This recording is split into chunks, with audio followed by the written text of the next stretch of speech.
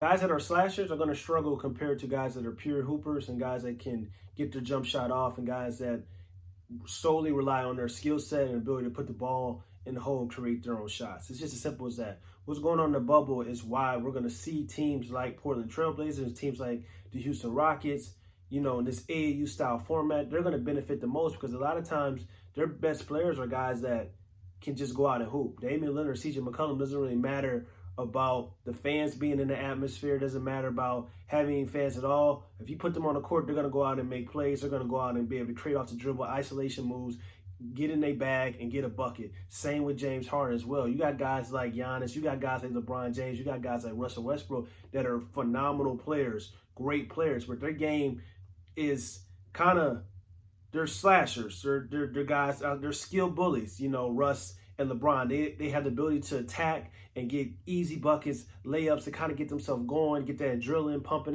in their systems, and then they start to operate on the second and third levels on the zone.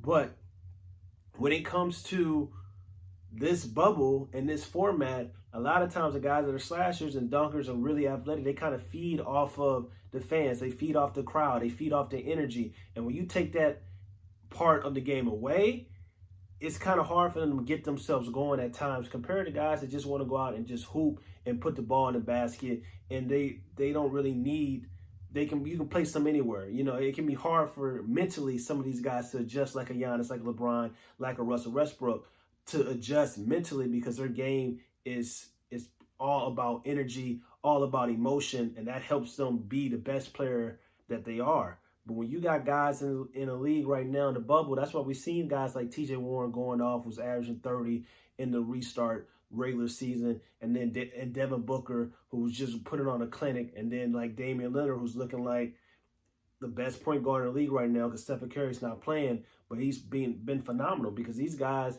are shooters.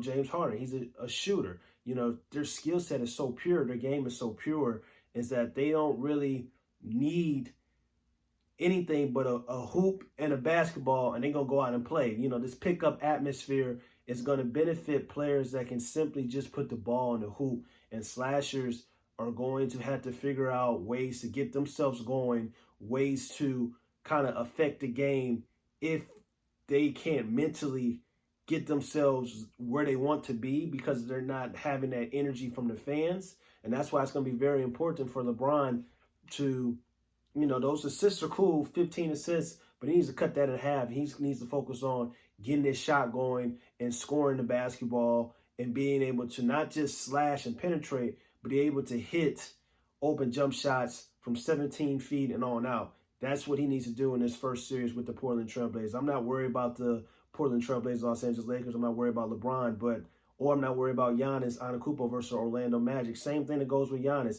In the half-court system, he's good for the first 3 quarters of the game, but when games start to get tight, can you rely on your jump shot? Can you rely on creating your own shot to get your own moves off, to get a bucket? Can you do those things? Of course, we've seen Giannis struggle in the past and also struggle in game 1 with the Orlando Magic.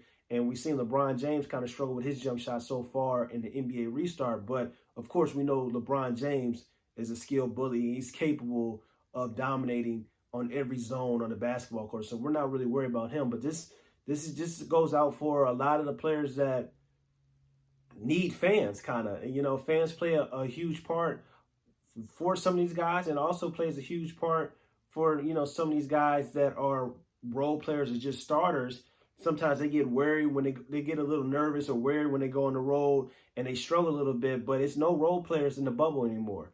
You got guys that are just starters and superstars and stars. That's it. It's no really role players because the role players don't have to get tense about going on the road to play games and being worried about the fans. And that's why if you can shoot the rock, you're going to get hot with the quickness. That's why I would have loved to see KD down here and Stephen Curry and Klay Thompson and Kyrie Irving, guys that are just pure bucket getters in games that are super pure, them playing in this bubble, because they would be having some crazy nights like Damian Lillard, like Devin Booker was having, even though Devin Booker's not in the playoffs and stuff like that. So for us, the NBA bubble right now, it definitely benefits guys that can just go out and put the ball in the hoop. The pure skilled basketball players like Damian Lillard, like a James Harden, those guys, and it's going to kind of allow them to really just go out and just play basketball. And that's when you're a pure hooper and when you have your game is predicated on skill set and not athleticism. That's what you love the most.